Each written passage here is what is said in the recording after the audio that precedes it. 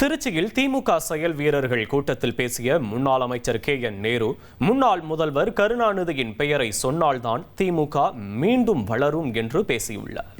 நம்முடைய தலைவர்கள் பேசுகிறவர்கள் இன்ஸ்டாகிராமில் வைத்து அதை ஒரு கூட்டு என்ற ஒரு இதன் மூலமாக நேரடியாக குடும்பத்துக்கு கொண்டு சேர்த்து அவர்கள் மூலமாக வாக்கை பெற்றுக் கொண்டார்கள். நாம் அவர்களை ஒரு எதிரியாக கருதவில்லை. நாம் அதிமுகவை பார்த்து நாம் இவர்கள் தான் பார்த்து வேலை பார்த்து கொண்டிருக்கிறோம் தவிர அவர்களை பற்றி கவலைப்படாமல் நேரத்தில் இடையிலே அவர்கள் வெற்றி பெற்று வந்து விட்டார்கள். தலைவருடைய ஒரு இருவண்ணத்தை ஏற்றி தலைவருடைய பிறந்த நாளை முன்னிட்டு ஏதாவது அவர்களுக்கு உதவி, பள்ளி குழந்தைகளுக்கு உதவி செய்ய முடியும் என்று சொன்னால், அல்லது ஊரில் இருக்கிற பெரியவர்களுக்கு உதவி செய்ய வேண்டும் என்று சொன்னால் அதையெல்லாம் செய்து கலைஞருடைய புகழை பரப்புவதன் மூலமாக இந்த கட்சியை மீண்டும் மீட்டெடுப்பதற்கு அது ஒரு காரணம். கலைஞர் என்று சொன்னால்தான் திமுக மீண்டும் வளர முடியும்.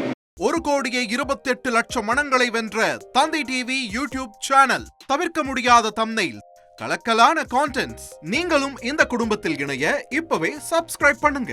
அசுரபலம் கொண்ட எங்கள் டிஜிட்டல் கரங்களில் உங்கள் விளம்பரங்களை சேர்க்க வாட்ஸ்அப் பண்ணுங்க. 8939888838. Email advtthanditv@dttv.in.